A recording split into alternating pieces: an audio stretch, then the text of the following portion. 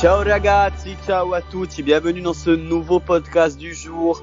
Ce podcast, on décortiquera donc la rencontre d'hier soir, Lazio Zénith et avec nous aujourd'hui, on a encore Florian. Salut Florian. Salut. Salut, écoute, merci encore à toi d'être parmi nous pour décortiquer ce match, malheureux pour toi malheureusement. Mais au moins, on pourra avoir du moins ton analyse d'un point de vue extérieur. Et on a aussi notre éternel Afid. Salut frérot. Salut frérot, salut Florian. Salut. Avant malheureusement de rentrer dans le vif du sujet, on est obligé aujourd'hui donc le 25 novembre de parler de ce triste événement qui a paru il n'y a même pas 2 heures, qui est la disparition d'une véritable légende du football. Je parle donc de Diego Armando Maradona qui est décédé aujourd'hui. L'équipe de toute la Dialita française et de tous les francophones, la Dial, et de tous les auditeurs qui nous écoutent, on pense fort à lui, on pense fort à toute sa famille et aussi à tout ce qu'il a fait pour le football. Et je tenais avant de commencer ce podcast à faire un dernier hommage à ce grand monsieur du football. Si quelqu'un veut juste rajouter une petite patte personnelle, je vous en prie les gars. Ça restera une grande légende du football mondial et avec tout ce qu'il a apporté, on se souviendra toujours de lui. Vraiment une grosse pensée à sa famille. Ouais, un grand monsieur, et on continuera de regarder ses vidéos encore et pour longtemps. Donc voilà, on va pas s'attarder malheureusement sur ce triste fait du jour, sur cette triste, on dira, année 2020. On va parler de choses un peu plus gaies, pas pour tout le monde, mais on va parler de choses quand même un peu plus gaies. Donc Lazio Zénith hier, donc match à 21h. J'ai été trompé d'ailleurs que le match a été le mardi, parce que dans la conférence de presse du dimanche spécial Zénith, justement, même Simone Inzaghi s'est trompé en disant mercredi, en parlant de mercredi pour le match, et ça fait que ça m'a trompé à moi aussi. Donc j'ai eu l'heureuse surprise mardi du coup de voir que le match était le jour même. Et un match pour commencer d'abord en inscrivant les 11 de départ des équipes, un 11 on peut plus classique de la part de la Lazio, avec Pepe Reina dans les cages, toujours en 3-5-2 bien sûr, toujours en 3-5-2, Patrick, Hutt et Acerbi pour la défense, un milieu de terrain constitué de Maruzic, Lazzari pour les pistons, milieu de terrain Luis Alberto, Parolo Leiva, et une attaque des plus traditionnelles, Tukukura, Immobile. Afid, il n'y a rien à remarquer, c'est à peu près la même équipe qui avait affronté Dortmund d'ailleurs. Exactement, même équipe quasiment qui a affronté Dortmund. À l'exception de Savic. Oui, c'est du classique. C'est du classique avec Parolo qui est présent au milieu de terrain et qui quand même est en train de revenir en forme. Et côté Zénith, je vais laisser justement Florian parler de son équipe et du 11 qu'a aligné Sergueï Semak. À côté Zénith, on était sur une compo un peu, j'allais dire bizarre, mais pas forcément bizarre, puisque il a déjà utilisé ce schéma, mais on était sur un peu un 3-4-3, voire 5-3-2, ça dépendait de l'animation. D'ailleurs, on a vu beaucoup permuter les joueurs pendant ce match, mais un peu de surprise, notamment Douglas Santos au milieu en 6. Bon, c'est pas une surprise parce qu'il le fait souvent, mais on en reparlera après. Son poste d'origine à Douglas Santos, c'est un latéral gauche, donc du coup qui a été remédié 6. Ouais, voilà, il y a une pénurie en fait de 6. Le milieu de terrain du Zénith de base, c'est Barrios et Ozdoev. Ozdoev était absent pour ce match, donc comme à son habitude, Sergueï Semak recentre Douglas Santos. Mais bon, on l'a vu hier, ça marche pas, donc voilà, une composition pas forcément très bonne. Et d'ailleurs, tu fais bien de souligner ce fait de Douglas Santos. On a pu le voir du coup très très tôt dans ce match, à la 3e minute, où justement le but de Chiro intervient avec cette passe de Leiva en fait qui casse justement la ligne des 6 entre la défense et le milieu, qui permet à Chir de se libérer et d'inscrire un splendide but, dont d'ailleurs je trouve qui a été très très peu relayé par les médias et les réseaux sociaux. C'est juste le petit coup de gueule que je vais passer, parce qu'en plus il y a la FIFA qui a nominé ses joueurs de l'année sans Chir. Ça aurait été un autre joueur dit plus médiatisé, ou avec un plus gros contrat de sponsor. Un tel but de Chir, mais surnommé Salah, Messi ou Ronaldo, sans décrier ces joueurs-là bien sûr, aurait été largement plus relayé. Pour se recentrer dans le match, c'est vrai que très très tôt on a pu voir les lacunes défensives, et surtout de la part des milieux de terrain du Zénith, qui a permis l'ouverture du score très très tôt de la Lazio, et de parfaitement débuter ce match.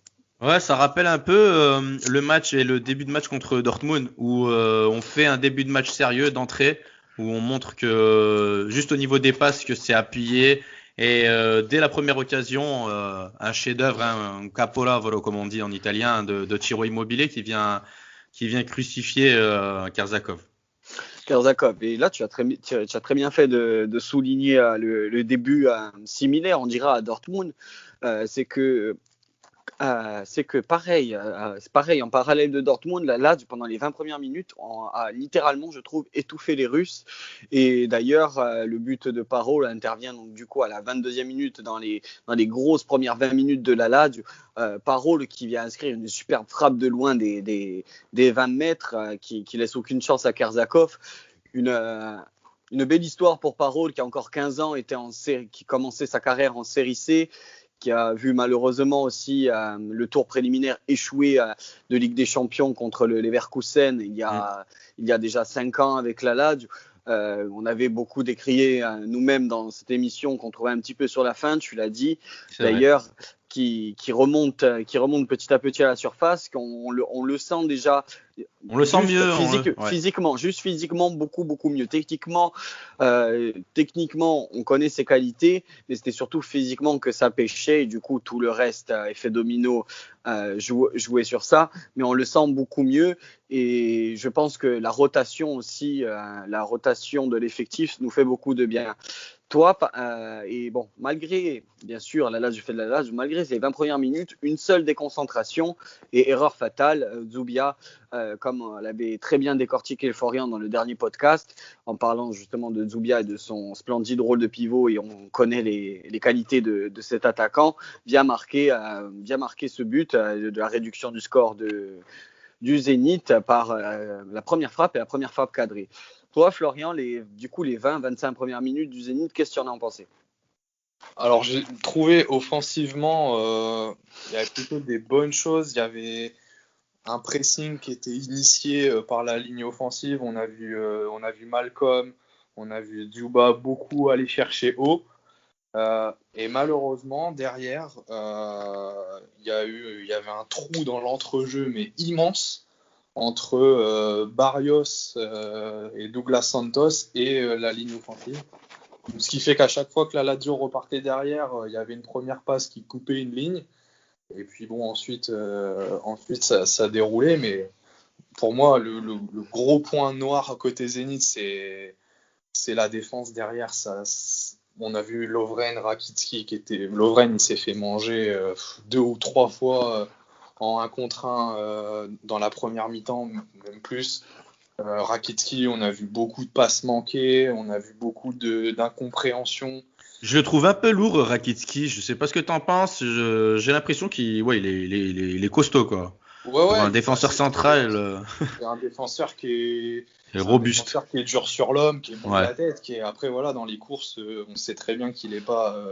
Mais justement, j'ai trouvé que là où Rakitski et Lovren sont forts sur l'homme, dans la relance et tout, et ben là ils ont vraiment été absents. Et puis Barrios, comme on en avait parlé aussi dans l'avant-match, il a eu quadruple poumon. Et il a pallié un peu à l'absence de Douglas Santos, qui savait vraiment pas du tout où se placer. Il a été invisible, il a perdu plein de ballons. Et qui est vite sorti, sur blessure. Il est sorti sur blessure, et au début du match, Semak avait aligné Kouziaev côté droit. Et dès que Douglas Santos est sorti, Kouziaev est repassé dans l'axe, son vrai poste.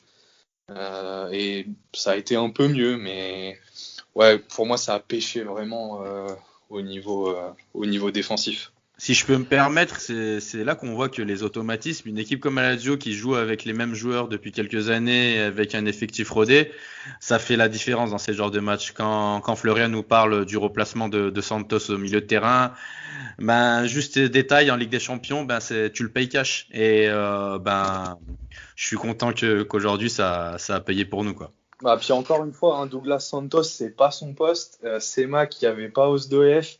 Donc sur le banc, il y avait Léon Moussaef, un jeune joueur, d'ailleurs qui est rentré sur les 15 dernières minutes.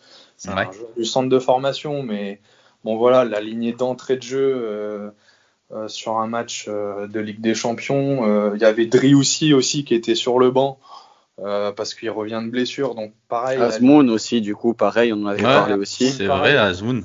Parce que après, en fait, quand Kouziaev est repassé dans l'axe, qu'il a fait rentrer Driussi, qui a pris un côté, on aurait pu le faire dès le départ, mais il y avait les retours de blessures et autres. Il y a une saison qui suit, donc faut pas. Mais c'est vrai que voilà, au milieu de terrain aujourd'hui, ça pêche parce que quand il n'y a pas Barrios et Osdoyev, il y a un handicap, quoi. Mais moi, je suis assez d'accord avec toi, surtout que sur les quelques offensives, hormis le but, dans l'ensemble, j'ai trouvé ça assez stérile, surtout des frappes lointaines, surtout de la part de Malcolm en particulier. Dès que la Lazio récupérait le ballon, donc tu as très bien dit justement le fait qu'en une seule passe, la Lazio cassait des lignes et se trouvait généralement souvent en contre-attaque et contre-attaque très très dangereuse. On l'a vu notamment dans le dernier quart d'heure de la première mi-temps. À chaque fois, c'était des déboulés de Tuku Correa, une fois qui sert Parole, qui voit son doublé échapper de peu à côté du montant. Et l'ultime occasion de la première mi-temps, justement, avec ce du 2 contre 2, et Lazzari qui bute sur Kerzakov. Enfin, moi, je dirais plutôt, dans ces cas-là, je dirais plutôt Kerzakov qui fait une splendide parade. Oui, c'était bien fait. On avait parlé des gardiens dans l'avant-match et pour le coup, Kerjakov sur sa ligne a fait un très bon match. Il a été bon sur les buts. Sur les buts, en soi, il n'y peut rien. Il a fait son taf sur les arrêts qu'il a dû à faire. Et même la preuve en est sur Lazzar, il fait un splendide arrêt qui permet justement, avant la pause, au Zénith d'espérer encore peut-être un résultat ou du moins d'être pas trop largué. Après, le penalty qui est concédé là, c'est exactement les phases de jeu qu'on a décrites. On a une ligne d'attaque du Zénith qui va chercher haut, on coupe la ligne et ça part tout de suite en contre. Barrios revient et fait un tacle un peu désespéré dans la surface, penalty et ça fait but. Mais la phase de jeu, c'est ce qu'on a vu. C'était la même, c'est ça. C'était ce qu'on a vu sur la première mi-temps, quoi. Il y a Sergei Semak qui dit, je sais pas si vous allez être d'accord avec lui, je pense que oui, mais il dit on a laissé faire la Lazio ce qu'ils savent le mieux faire, jouer en contre-attaque. Le problème, c'est que Sergei Semak, il commande toujours ce genre de truc, il sait toujours tout, mais quand tu regardes le match, il n'a aucune réaction. Ça doit être frustrant, c'est vrai, mais c'est vrai que quand il fait cette analyse, tu te dis, c'est vrai que si tu le sais, pourquoi tu l'as laissé. C'est ça, ouais. C'est chez Madja. Si tu le sais que la Lazio, c'est une équipe de contre, mais fais en sorte de limite à chaque fois en plus que la Lazio a vraiment été en difficulté.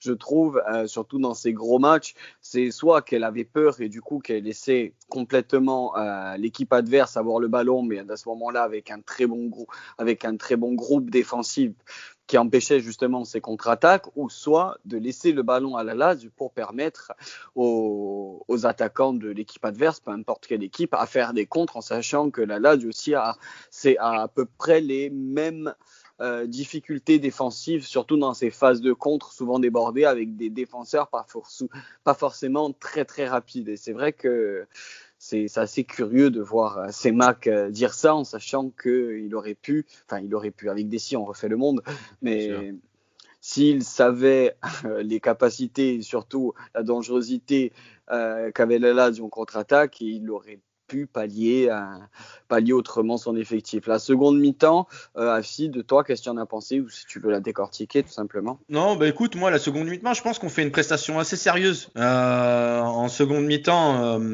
dès qu'on prend le but de Djouba à la 24e, c'est comme le match contre Dortmund, hein, c'est vraiment un peu près pareil. Tu te dis bon, est-ce que on va voir le Zénith avoir des occasions et ils vont pouvoir revenir, ou est-ce qu'on va tout de suite mettre un autre pion? Et si c'est ce qui s'est passé, on fait des matchs sérieux et Immobilier, on a eu même une occasion avant lui, mais Immobilier qui vient mettre le 3-1 et nous mettre à l'abri. On fait un match sérieux, tout comme contre Dortmund. Je trouve que l'équipe et même les remplaçants, à noter les remplaçants qui sont rentrés Akpak Pro, ou que ce soit même Luis Felipe ou Fares. Mouri. Oh non, je suis désolé, frérot, je suis désolé, tu sais très bien.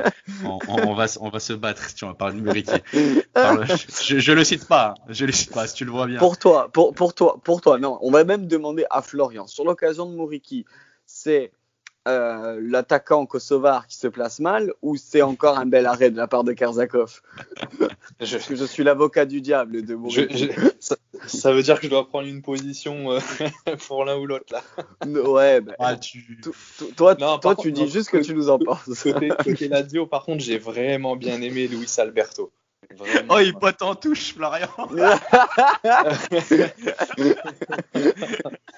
Il a fait l'arbitre, il a dit bon, on arrête le jeu.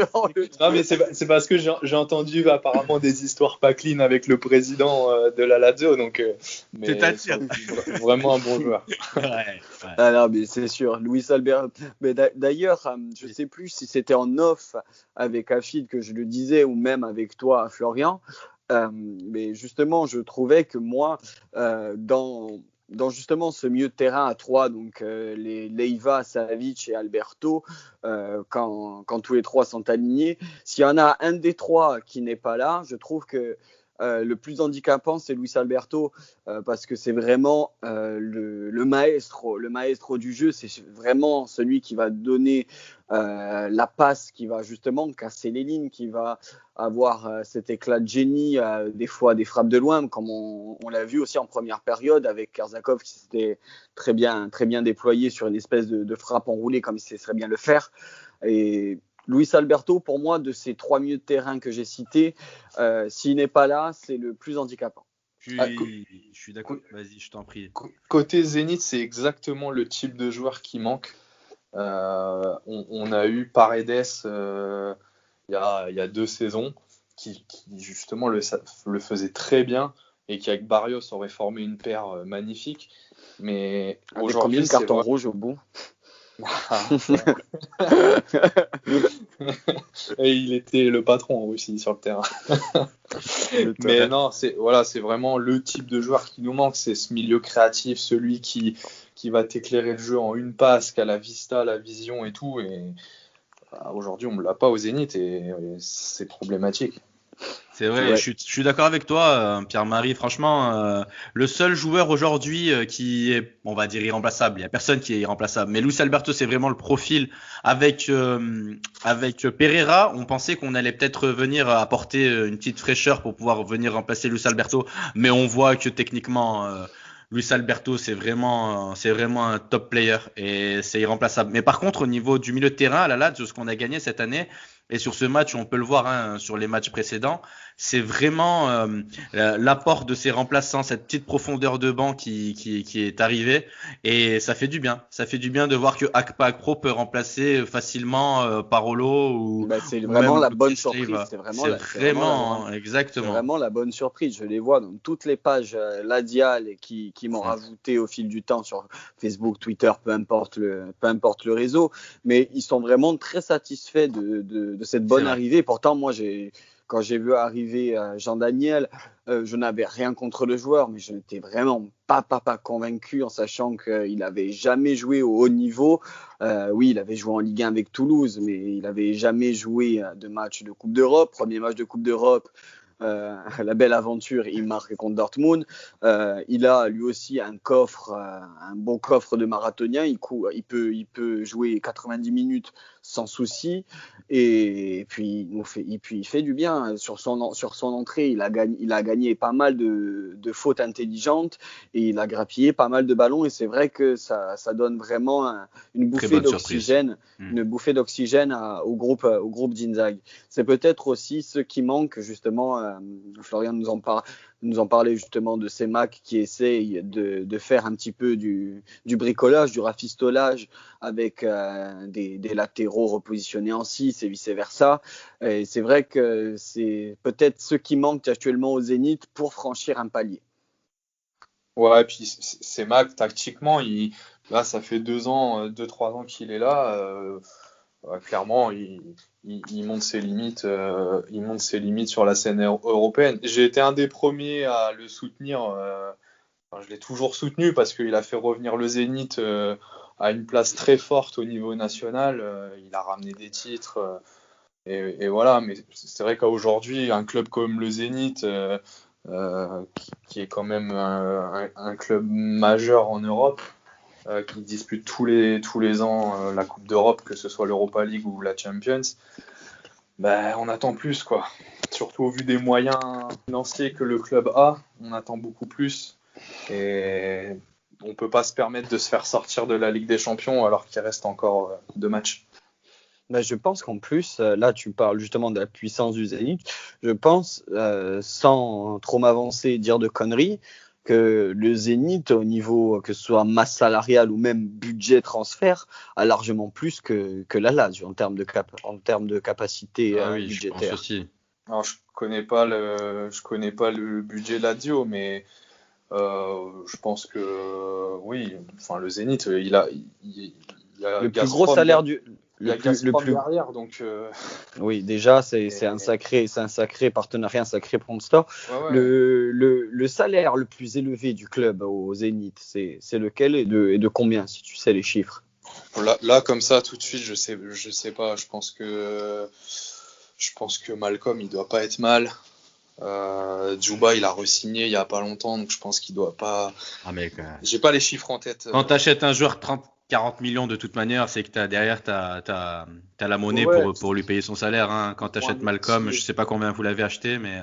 Il me semble 40 millions. Hein. Ouais, 40 millions, vous l'avez acheté, certes. Quand tu achètes un joueur 40 millions, nous, on n'a pas acheté un joueur à plus de 20 millions depuis 20 ans. Donc, Après, c'est pas dans la politique de Lotito. Je pense que la Lazio, allez, à l'instar du Zénith, je pense que la Lazio a la capacité de recruter un joueur à 40 millions, mais après, pas plus. À l'instar du Zénith, où je pense peut se permettre de mettre 30-40 millions sur la table pour un joueur et recruter à côté quelques joueurs à moindre coût. Après, nous, on a un avion. Oui. Le Zénith aussi. Attention, l'avion. Qui investit massivement. Il y a un nouveau siège social. Il y a un centre, une académie qui a été refaite de A à Z. Les terrains, tout a été refait. Enfin, c'est. Nous, on a repeint le centre d'entraînement. Attention. Non, mais trêve de plaisanterie. Oui, c'est vrai que avant le Zénith... de passer, frérot, je te laisse finir, vas-y. Non, c'était juste pour rebondir à ce que disait Florian. C'est vrai que du coup, j'ai regardé un petit peu tout ce qui était information du Zénith ou quoi. Et c'est vrai que ces dernières années, le Zénith s'est vraiment renforcé dans tous ces domaines qu'on ne parle pas spécialement, hein, c'est-à-dire refaire son centre d'entraînement, remettre à neuf des infrastructures essentielles pour le foot. Et c'est vrai que niveau à toutes ces nouveaux, on dira, de structures, le Zénith est vraiment quand même au top européen à ce niveau-là, je trouve. Il y a une personne qui est à l'origine de tout ça, et en Italie, il est bien connu, c'est Javier Ribalta. Oui, très juste, très juste. C'est le directeur sportif du Zénith. Et bon, depuis qu'il est là, il y a eu des rumeurs de départ l'année dernière, mais depuis qu'il est là, le club a une vision, et notamment sur la formation qu'il n'avait pas avant. D'ailleurs, on l'a vu hier, Moussa fait rentrer, Shamkin en fin de match, 18 ans, il a. Ça, c'est des choses qu'on ne voyait pas avant. Ouais, et c'est très bien pour le Zénith, et même plus globalement, c'est très bien aussi pour le football russe d'avoir ces pépites et justement qui viennent et qui restent en Russie avant de s'expatrier, même si on sait qu'il y a pas énormément de joueurs russes sur la scène, on dira européenne, pour être plus généralisé. Mais bon, moi, tout ce que j'espère en tout cas pour toi et pour ton équipe, c'est que au moins vous arrivez à accrocher l'Europa League et que le Zénith arrivera à haut niveau, du moins à franchir déjà les phases de poule au plus vite et au plus grand bonheur de tous les supporters. Faudra aller gagner 2-0 à Bruges. C'est pas impossible. Tout ce qu'on vous souhaite. C'est pas impossible. L'égalité de points, ça se joue sur la différence particulière. Oui, c'est ça. On a perdu 2-1 à l'aller. Donc si on gagne 2-0 là-bas et que la dernière journée, on va dire, ça neutralise tout le monde, on sera renversé en Europa League, mais on reviendra de loin. Bon, en espérant de bonnes choses pour le football russe et pour ton équipe en tout cas. Afid, tu voulais nous parler de rubrique sportive. Oui, avant la rubrique sportive, je voulais juste mettre un gros plus sur 3 joueurs. Sur Acerbi qui est en train d'enchaîner les performances derrière de haut vol, très costaud. De Correa qui revient en forme et on le voit bouger, on le voit virevoltant. Et Tiro il est à part, hein, je le mets hors catégorie.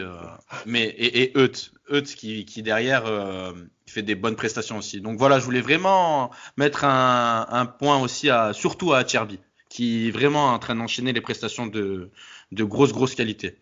Et je veux juste rebondir du coup sur ça avant de te laisser présenter notre rubrique. Je voulais juste dire que Pepe Reina est devenu le 3e joueur de l'histoire. Bon, peut-être pas juste en LDC, mais le 3e joueur de l'histoire avec plus de 147 matchs, toutes compétitions confondues, donc Ligue des Champions et Europa League, plus de 147 matchs dans le haut niveau, dans la scène européenne, et c'est une grande fierté d'avoir ce gardien, et il prouve qu'il peut remplacer Strakosha. Il a eu une grande carrière, c'est un champion du monde, et je suis très heureux d'avoir un tel gardien dans notre effectif en tout cas. Je suis d'accord. Passons à la rubrique sportive. Donc ce sera Lazio Udinese ce week-end, donc les cotes BetClick comme vous avez l'habitude, avec la Lazio cotée à 1,73 pour la victoire, le match nul qui est à 3,75 et la victoire de l'Udinese à 4,30. Est-ce que toi, Pierre-Marie, tu as peut-être une cote à donner à nos auditeurs ? Moi, si je peux donner un conseil, c'est de suite Lazio sec et allez avec le premier but de Mouriki qui est coté à 3,10. Tu me cherches. Je veux mon but de Vedad. Il a marqué 2 buts en 2 matchs avec le Kosovo. Je crois en lui. Sur penalty. Je m'en fous, c'est des buts. Chiro aussi a marqué sur penalty et a marqué plus d'un but sur penalty avec la Lazio. Sauf qu'il en met avec 50, quoi. C'est des buts quand même. C'est comme Felipe Caicedo, il a mis énormément de temps à s'imposer et au final, Dieu sait qu'on l'aime, Dieu sait qu'on l'adore. Et je veux lui laisser sa chance jusqu'au bout de ma patience. Donc je dirais victoire de la Lazio et but de Mouriki. Écoutez, moi je vais faire simple, c'est Lazio, ça fait 8 matchs consécutifs qu'on ne perd pas, on est en grande forme, on retrouve tout l'effectif, victoire assurée, côté 1,73, faut appuyer. Voilà. Je suis d'accord. Florian, toi, si tu as envie de te dire ton petit mot pour le pari, même si je me doute que tu vas pas regarder le match. Lazio sec, bon, on est tous d'accord sur ça. Je tenais juste à te dire, du coup, vu que tu as été absent, au dernier pour cause de travail, tout simplement. J'avais raison j'avais donné, du coup, mon 2e bon prono d'affilée pour nos auditeurs. La cote à 1,80 de la Lazio contre le Zénith, elle était belle, elle était sec, et voilà. T'es en pleine montante, bravo. Je suis en pleine montante. En vrai, pas du tout. Je suis claqué sol, en vrai. Du moins pour nos auditeurs, s'ils nous écoutent, si on peut donner de bons pronos, c'est déjà ça. Écoutez, les gars, merci beaucoup. C'était Florian. fort agréable. Merci Florian surtout. Merci à vous. Je répète encore à nos auditeurs, suivez Florian sur son compte Foot Russe sur Twitter, excellent compte. Il faut leur donner de la force et de la puissance, et pour tous les amoureux du foot et les curieux aussi, n'hésitez pas à le suivre. Et pour nous, vous connaissez la chanson, hein, SS Radio _FR, et sur nos comptes perso de moi et Afid. Donc, on est là pour interagir avec vous, pour parler, poutatier et rigoler s'il faut, ou pas d'ailleurs. Donc, merci à tous les gars, merci. On se revoit très bientôt, du coup, dès dimanche pour le prochain podcast, l'Adio Udine. C'était un plaisir de vous avoir, les gars. Merci à tous. À bientôt. Salut, merci. Forza Lazio. Forza Lazio.